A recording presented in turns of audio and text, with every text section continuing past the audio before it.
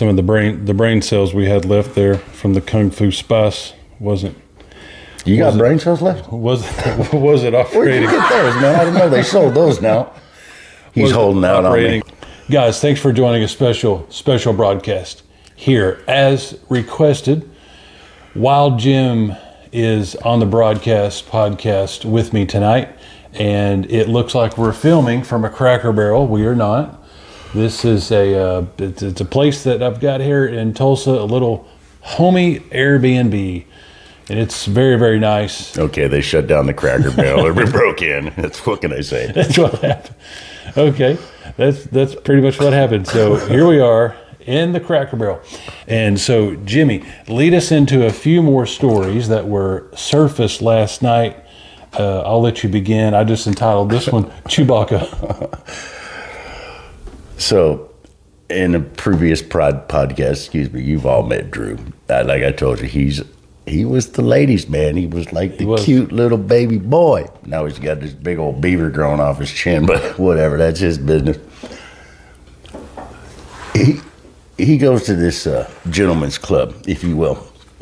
And to give you an idea of how classy the establishment was, they actually served breakfast, and it was called Legs and Eggs, okay? I never ate there. I went to Denny's myself. But he went home with this gal one night, and he calls me up, and he says, "Hey, I really need you to come pick me up. Got to go to work." I said, "All right, because like a brother I am," I said, "I'll be right there." I'll knock on the door again. Door opens up. And for any Star Wars buffs out there, there's Chewbacca standing there, goes, "Rrr." I was like, "What? Drew's in the bedroom? Could you get him for me, please?" At this point, Jabba the Hutt comes out the back room. I found out that was Chewbacca's brother. I didn't know that. It didn't partake that in the movie. And I had to ask Drew, where did you sleep last night? Chewbacca, shut up. I went, "Oh, I get it. All righty then." That's the only way I could describe that situation. I felt like I was outside of Jabba the Hutt's palace going, "Ding, ding, ding. Got to go now." And Chewbacca answered the door. I felt so bad for poor Drew because the best excuse he could come up with was, "Well, it was dark in there." And you never brought her into the light? You didn't take a look? Man, yeah, God, that's funny. So he brought home a not so good looking lady from the gentleman's club. I'm not even saying she was a lady. Like I said, I think it was Chewbacca. I'm pretty positive it was Chewbacca with boobies.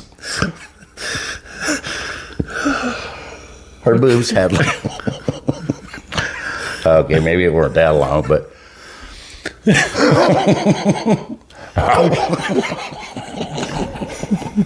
sorry.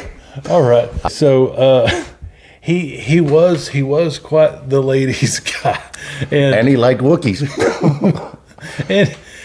And I remember one gal that lived just 2 doors down from me. It was on our same street, so she lived about 10 houses, 12 houses down from Drew, and she was a Mexican gal. And he really took to her. I forgot her first name, but what was your story you were trying to say earlier? She was okay. This gal was absolutely beautiful. Yeah, she was real pretty. And it's not that I mean, that's just how Drew was. He was a chick magnet. He always attracted women. And he's telling me about this one night where they just had all kinds of fun, and Drew did this, and Drew did that, and Drew did this, and they did this, and they did that. And Drew says, and she loved it. And I stopped and I scratched my head for a second. I said, "You said she don't speak English, right?" "Oh, no, she speaks Spanish." "Can you tell me what I don't like it means in Spanish? Can you say that? Can you translate?" "No." "Then how do you know she didn't like it?" I guess they broke up one day. I broke up with her, and I went, "Well, how did you do that? You don't speak Spanish."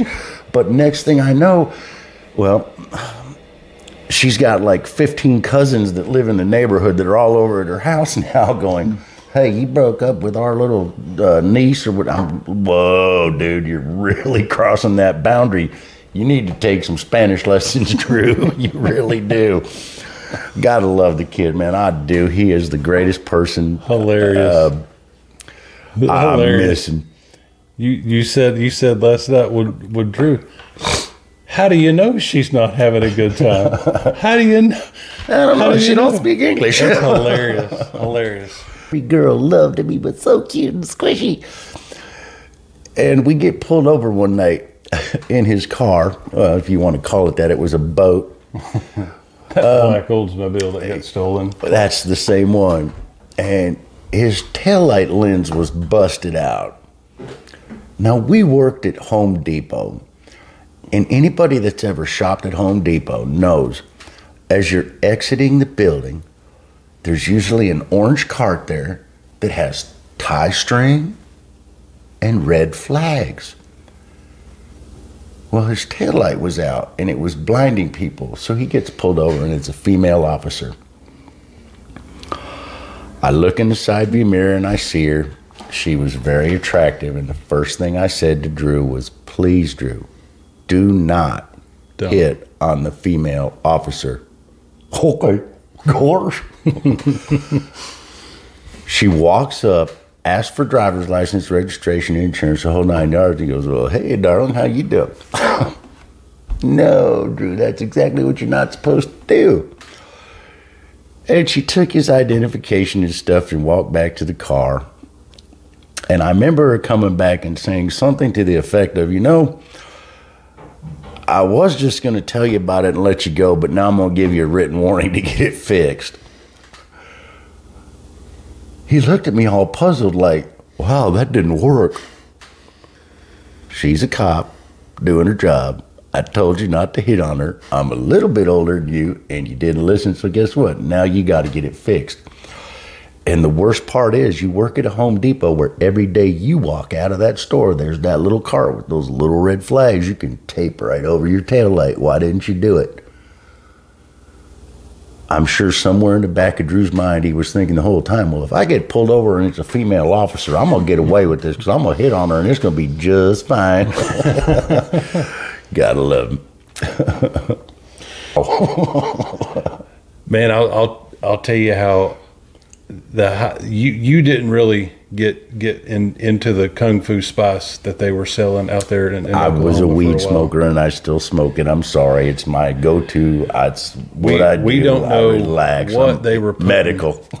We don't know what they were putting in this over-the-counter couch stuffing. Synthetic. I think it was couch stuffing. Bear spray, synthetic marijuana, whatever they had out here 1970s couch stuffing. They've dug out of a local dump somewhere at that. It was wild stuff, man. But I tell you that the highest I've ever been, and not to glorify being high, but just this was the psychedelic effect that it had. And at the time, of course, I was working full time, and then I was going to night school on Tuesdays from 6 to 10 p.m. working on my degree. And that's what addicts do. Addicts have a form of functionality where they can function day to day with home, family, job, etc. But in their private time, they are using a substance or two, and it will eventually catch up to them. It will eventually. Oh, most definitely. The bottom drops out at some point. And I hadn't gotten there yet, so I'm still thinking, hey, everything's cool. I can be this, functional, professional person and go to school as well, and then just get high, when I'm free, when in my free time. And so this stuff was getting people super duper high. Some people were dying because of it. I guess it's sad to even think about that, but I'm so blessed to even be here from that. But I remember one night, and I never drove while under the influence of this stuff ever, because it was so almost mind altering, and it would get you so high that it's a no-brainer not to be on the streets with it at all. And I did it once, and one time only. And I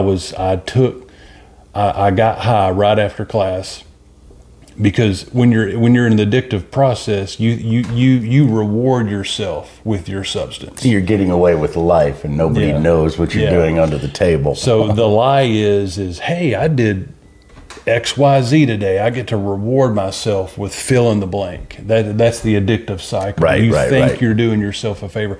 And so, ashamedly, I brought this stuff with me. I kept it in my truck. But when I finished school at 10 p.m., I went out to my truck and I sat in the parking lot and I took a couple of hits. And I'm like, because I know this stuff, 3 or 4 hits is just, wow, that's almost too many. 1 or 2 hits of the stuff would send you in almost outer space, and that's with plenty. And I just wanted to just relax after class for a few minutes and then just have a relaxing drive home. And because I'm such a good hard worker with school and work, and like all addicts, you get carried away. You accidentally drink too much or use one more time than you should, and that's how people accidentally overdose or get alcohol poison or something. I prefer to call it, you push the boundaries. Big time. Not accidentally. We do it intentionally. I'm sorry. We do it to see how far we can carry it. And so I took about 3 hits or 4 hits, whatever it is, that 1 hit too many or 2 hits too many. And so I was like, okay, well, it hadn't totally kicked in. I could just feel the relaxing effect of it. And so then I started to drive home. And I'm coming down the Broken Arrow Expressway, which is about, that speed limit is maybe 50 miles an hour or something like that. I'm going about 45, 50 miles. I'm not speeding. I don't ever speed. And it fully kicked in out of nowhere. Right. And I'm driving, and suddenly the floorboard of that SUV that I was driving completely disappeared. All of it gone. I'm still sitting driving, and I'm still buckled up, and I can look down and I'm seeing the stripes of the highway underneath me. Like Fred Flintstone. Exactly. And I am freaking out. And I tell myself, don't freak out, because if you have accident, and I'm probably having to do this self-talk where I'm talking out loud, and I am just grateful. I'm not glorifying what happened, but I'm really just glorifying God's mercy and safety and grace, because this has instantly become a super dangerous situation. Of course. I don't have a floorboard. I mean, I do, but I'm hallucinating, driving 50 miles an hour. That's crazy. And so I have to tell myself, Mike, you've got a floorboard. You are missing your floorboard because you're high. Put your feet on the floor. You won't go through the highway. You have a floorboard. You feel it? Yes. Okay, slow down and let's exit the next exit and find a place to park that sells floorboards. until this wears off and you can get safely home. He woke up at Floorboards or Us.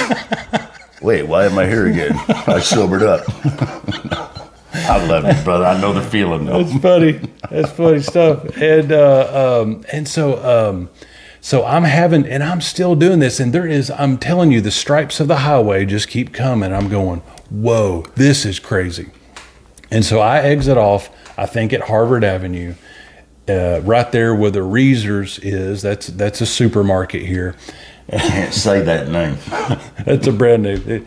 And so I exit off, and I tell myself, find a space, turn this machine off, chill out. Because I am not here to risk life and limb and other people's life and limb and property. I'm not about that at all. This is just this hit way harder than I expected. And so I go into the Reesers parking lot, and my mission is to just pull over, find a spot, turn it off, wait.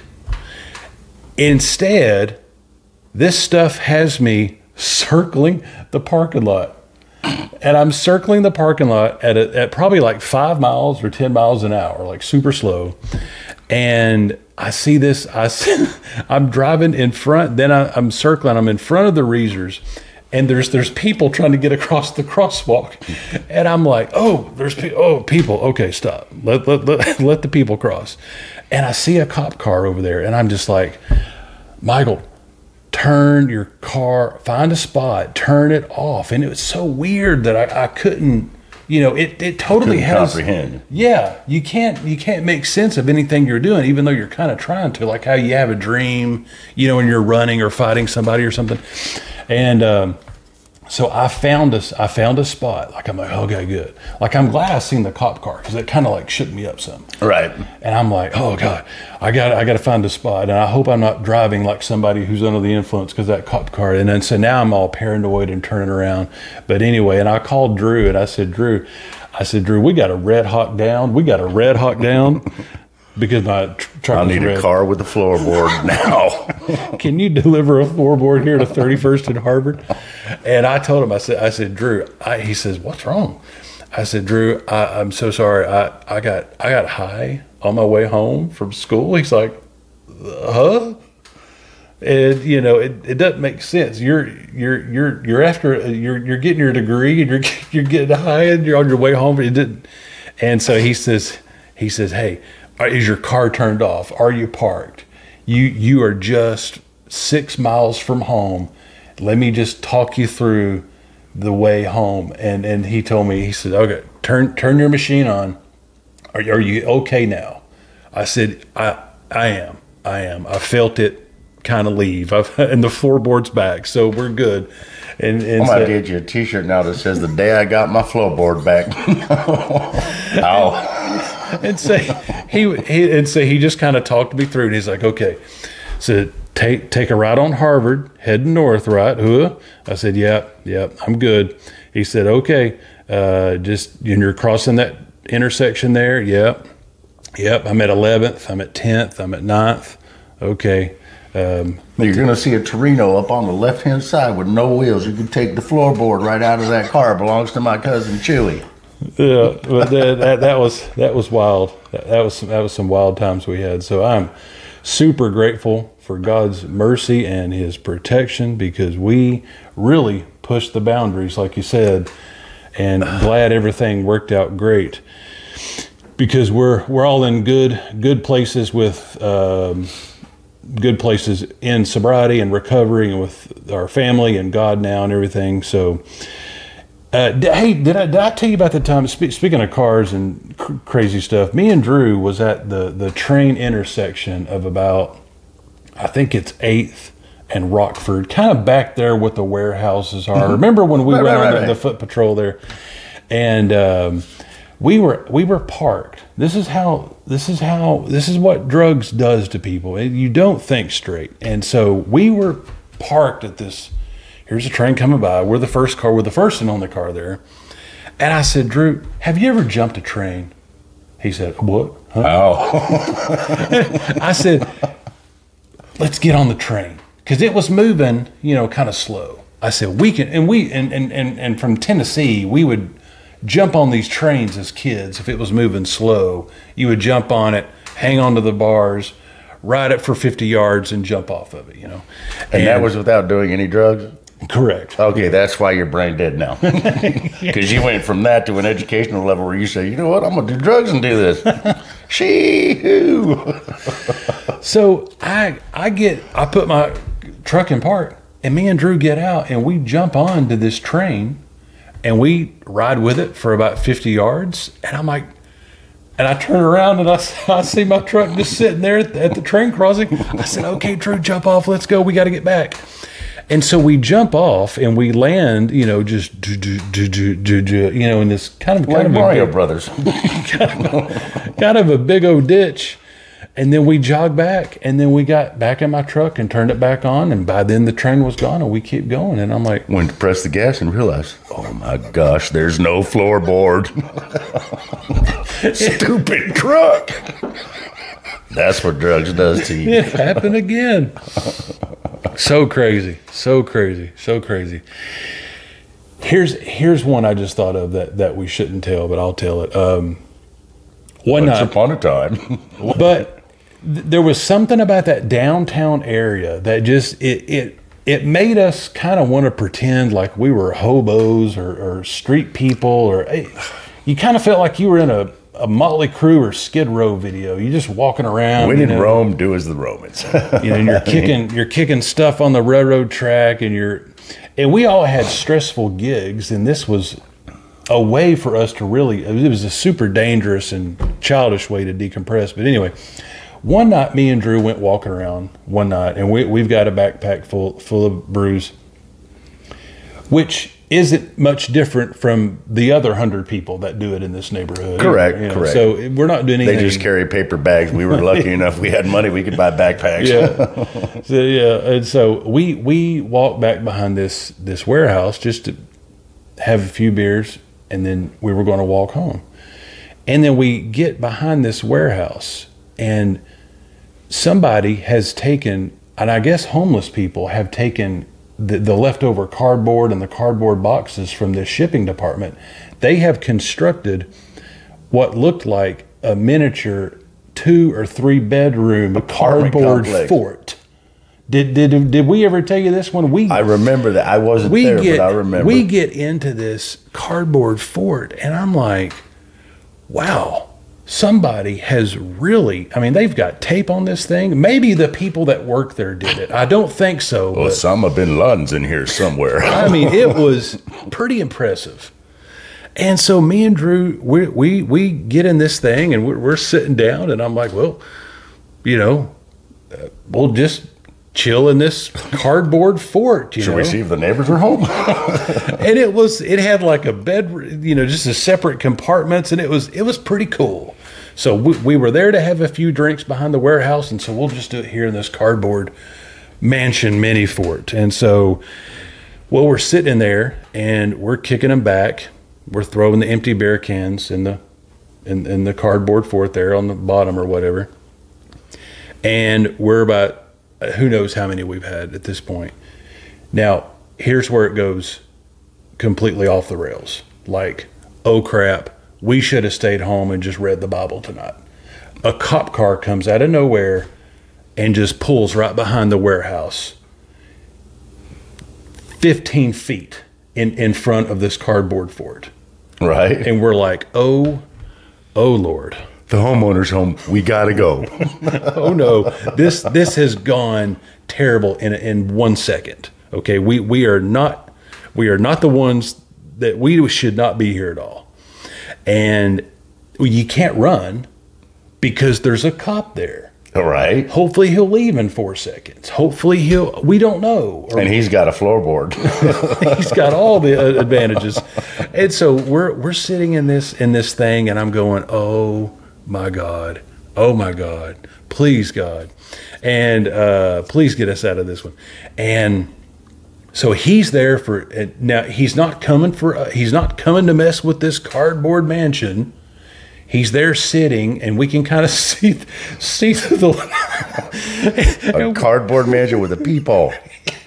Yeah. It had everything. And so we're just praying for an exit. Periscope. Praying for an exit. This is so stupid what we've just got ourselves into.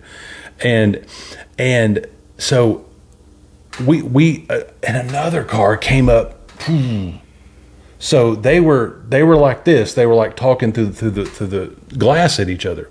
And I don't know if it was just a regular car or another cop car. But I was like, Drew, this is the only chance we have at running. Okay, whatever they're doing, they are occupied with. And we have got to get off the X here. We have got to get out of this stupid cardboard mansion. And there's 600 beer cans around us now. We are easily going to jail for the rest of the month if we don't run out of here. But we've got to do so in a way that doesn't alert their attention. We need them to keep talking or exchanging back door in the cardboard mansion. Well, it was against the wall. Right. So there was only one way in and out. There was no side or back door to it. So I said, Drew, just get your stuff on, get your backpack on, and we're going to just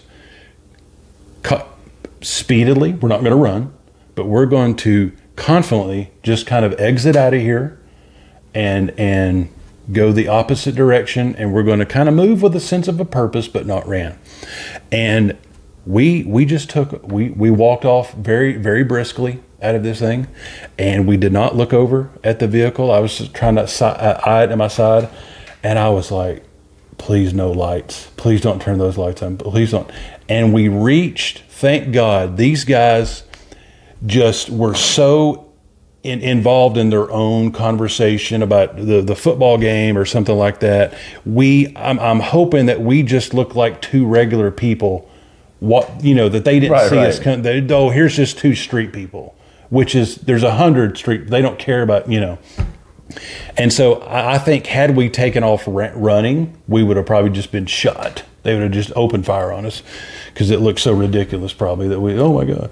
But we walked briskly, and as soon as we got over the track where the lights were on. The right side of the track. Correct. When we got on that other side of the track and it was just the dark neighborhood, because there's no lights there, we took off running.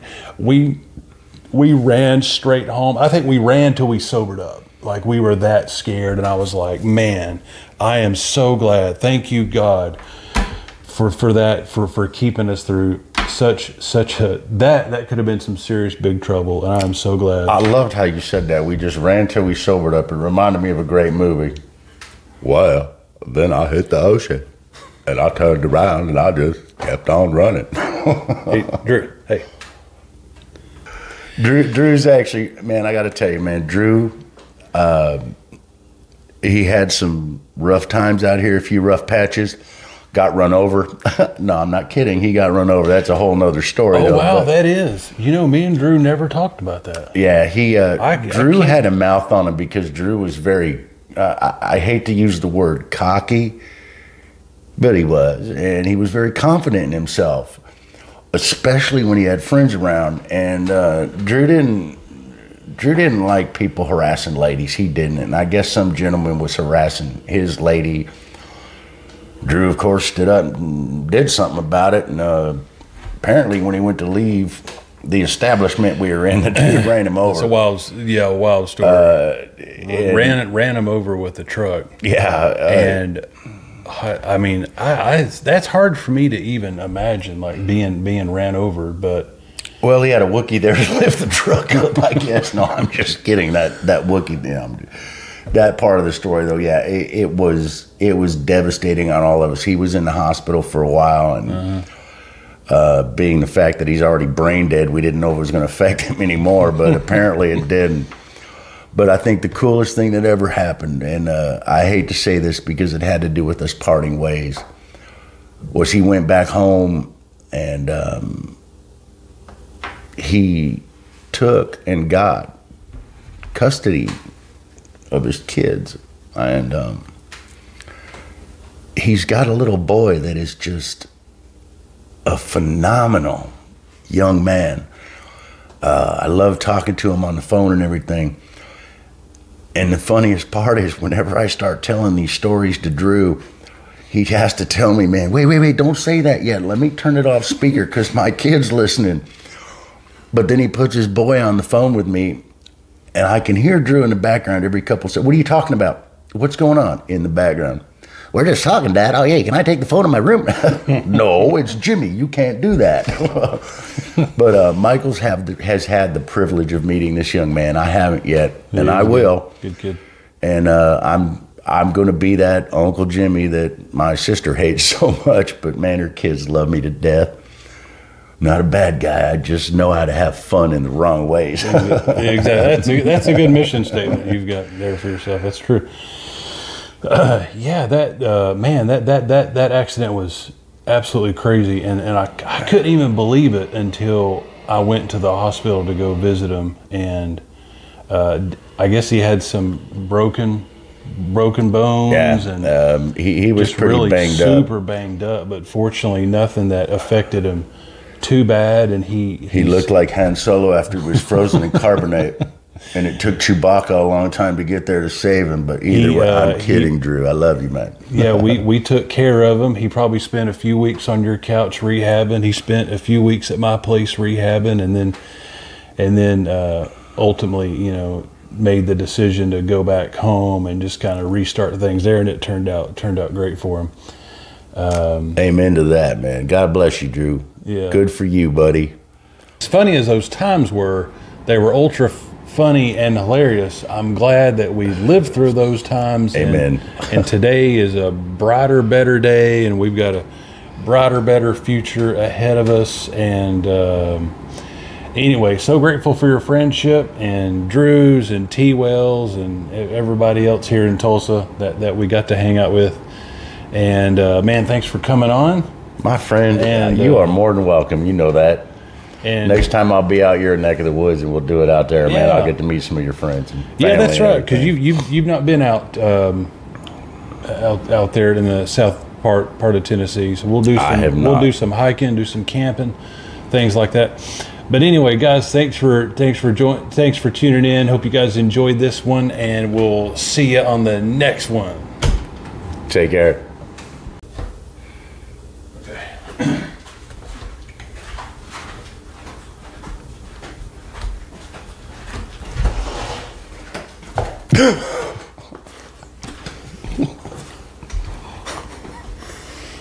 Oh,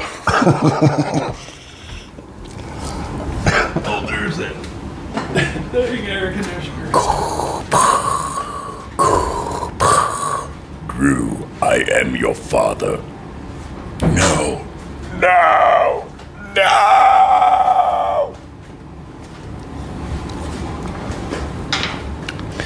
Okay, and go to the side just a little bit.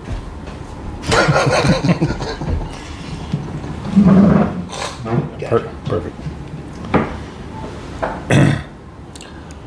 I'm not a smart ass, but I play one on podcast. Okay. And let me double check that we're recording. You would not believe how many times we've done this and then had to do it over. All right, hold on, darling. Hold on. I'm going to have to check the camcorder here real quick. No. Keep your clothes off. That's good. This will all be edited later. Okay.